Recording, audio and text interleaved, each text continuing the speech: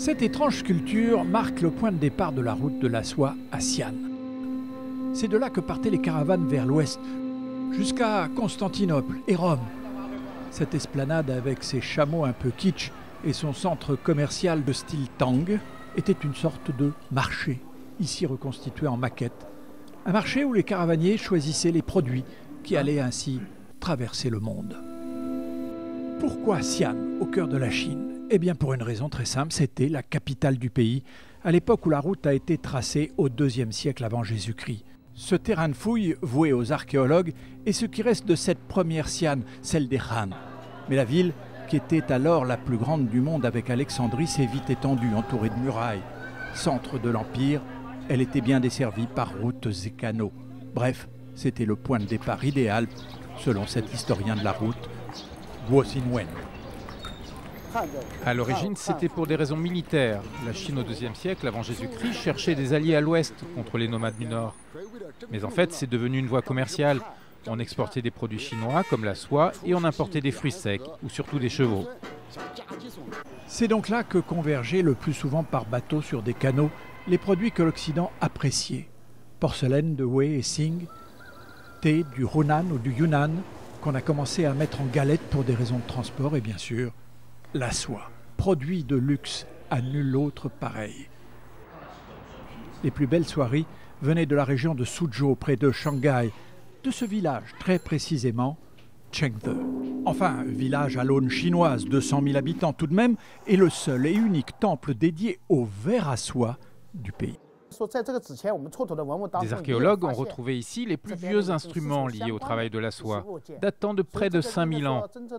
Il y a encore quelques dizaines d'années, chaque maison avait son métier à tisser. Il y en avait des dizaines de milliers. Jian Huahu s'enorgueillit d'avoir une des plus fameuses usines de soierie du pays, celle où se fournit le gouvernement lorsqu'il veut faire des cadeaux aux hôtes étrangers. Il a des machines ultramodernes qui tissent à toute vitesse, mais il continue à travailler à l'ancienne, sur un métier millénaire où deux tisserands, mari et femme, jonglent méticuleusement avec des milliers de fils. Monsieur fait l'horizontale et les couleurs, madame, juchée à 2 mètres en haut du métier, fait le vertical et le relief du tissu. Ce qui est difficile, c'est qu'on n'a le droit à aucune erreur. Si on se trompe d'un seul fil, c'est tout le travail qui est ajouté. Selon le motif, je dois décider quel fil tirer est plus ou moins fort. C'est impressionnant de voir un métier si ancien qui donne un résultat pareil.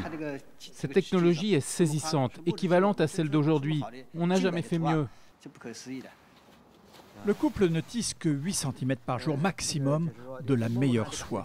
Rien d'étonnant que cela soit cher, 1 300 € le mètre. Cette activité n'est pas rentable. Elle ne couvre même pas les salaires des artisans. La productivité est trop faible. On ne la maintient que pour perpétuer la tradition. Ces soieries sublimes de grand prix ravissaient riches persans, turcs ou arabes. Alors, pendant la dynastie des Tang, entre 7e et 10e siècle, la route de la soie connaît son apogée. À cette époque-là, les caravanes de chameaux et de chevaux se succédaient à un tel rythme que cela faisait une ligne presque ininterrompue. Il y avait tellement de monde ici, c'était la période la plus prospère. C'est alors qu'une communauté musulmane s'installe à Xi'an. Il en reste ce quartier, aujourd'hui le plus pittoresque et le plus animé de la ville. L'islam est apparu en Chine en 657. En fait, les premiers à être venus, ce sont des soldats arabes appelés à l'aide par l'empereur, car il y avait des luttes pour le pouvoir. Puis sont venus les commerçants, surtout de Perse, avec la route de la soie. Les uns et les autres sont restés. Il en reste aussi cette incroyable mosquée aux airs de pagode, qui date de 742, une merveille de syncrétisme. Comme quoi la route de la soie n'était pas seulement une voie commerciale, mais aussi une autoroute des idées et des religions. On en aura confirmation demain avec un des sites les plus beaux et les plus mystiques au monde.